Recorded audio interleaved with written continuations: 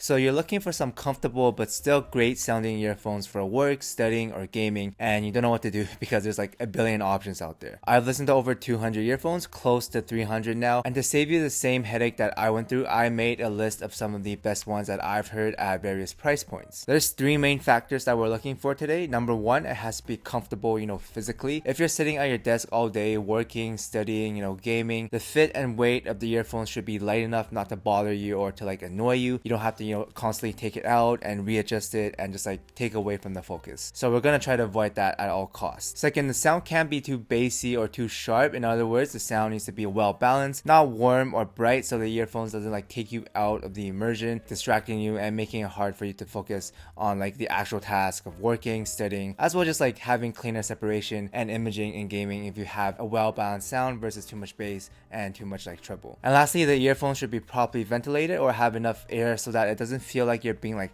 squished in by the sound and giving off that very cramped feeling, which is very uncomfortable, and just have like a lot of pressure built up. The earphones should also be easy to drive and portable, meaning you should be able to plug it into your laptop with like an Apple dongle and listen to it without it sounding quiet and needing like more power. Most IEMs should be fairly efficient in that regard, so it shouldn't be a huge issue, but I will mention it if there is a pair that needs more juice. Now, if you do want to use your earphones with music as well, like you're listening outside of just studying and music, then I recommend checking out my upgrade guide in the description, which goes into detail on like which earphone is the best for specific genres. But in this context, we're mostly talking about working, studying, gaming with music as like an afterthought and like in the background. Starting at $20, I would recommend the Tantrum One DSP or the USB-C version of it. It has a bullet style fit, which most people find very comfortable, as well as being like very light, small, smooth in the sound, and well balanced without anything like jumping out at you. The USB-C version also makes it very convenient and dongle free, but it does have like some artifact and noise when it gets very quiet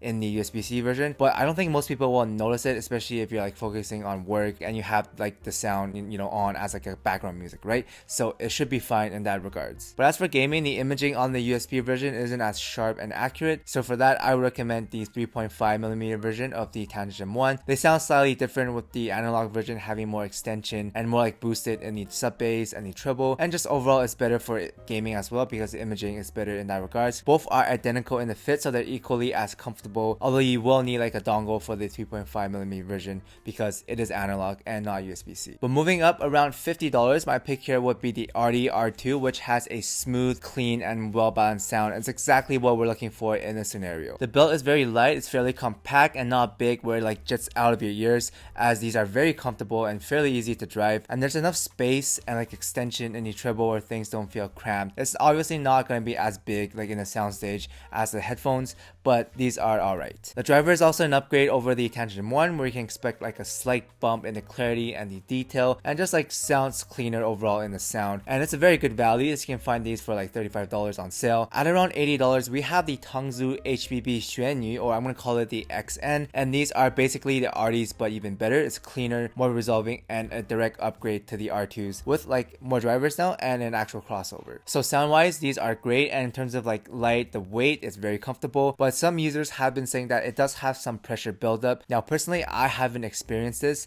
and it might just be like a fit issue depending on the anatomy and layout of your ears, but this is something to watch out for. But also the XN is a little bit harder to drive than some of the other stuff, but you should still be able to listen to them at a comfortable level on your laptop or your iPad, meaning that you're gonna have enough headroom in the volume department. So if you're not brain blasting these, you're gonna be fine. You're gonna have enough juice to drive them, and you probably aren't brain blasting these anyways because you're working, you're studying, right? So I'm assuming you're gonna be using these as background music, quieter, as the song isn't like the main focus of the show. So in that regards, these will be pretty much fine like drivability wise. Now past $100, we have a few options here, and this is where I would recommend the vast majority of people to stop, as you honestly do not need anything more than this if you're not using them for music. Why? Well, because you're not actually paying attention to the song most of the time when you're working or studying, so it's kind of like a waste of like the technical performance on some of the earphones. So for most people, the quote-unquote endgame set here would be the Simcot Super Mix 4. It's very well built, it's decently light, no pressure built up, and most importantly, it sounds great, super smooth,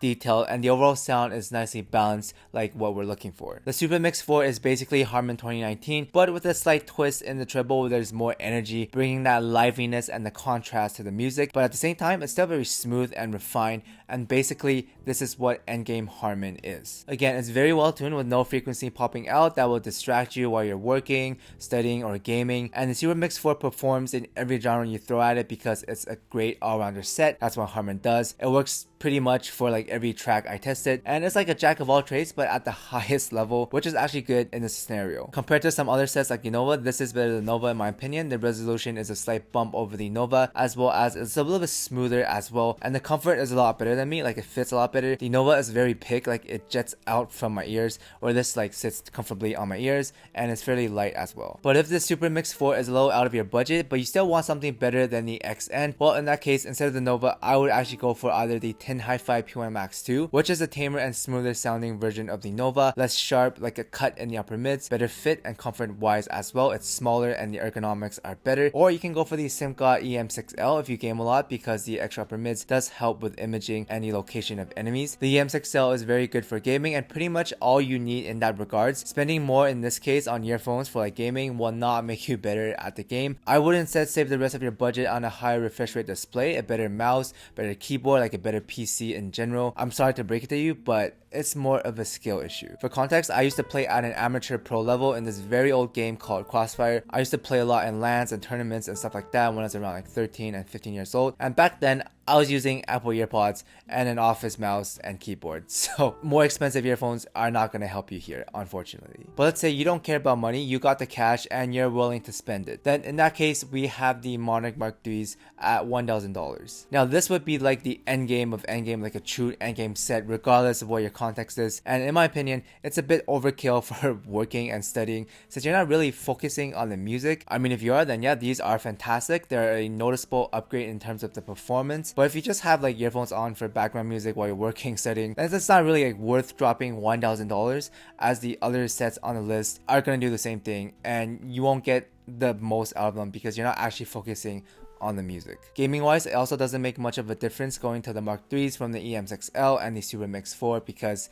it's mostly skill and in-game experience. So just focus on spending more time improving, and then if you really want to, you can upgrade the other stuff outside of the audio first, like the refresh rate, the mice, the PC build, and stuff like that. Like even the chair would be better. But if you do also listen to a lot of music outside of like studying, working, and gaming as well, like you actually take the time to listen to the songs of the album, like you just like lying in bed or something, lying on the couch, then yeah, they are worth the jump and are noticeably better in the resolution, the bass texture, the air, the detail, and just like the overall refinement.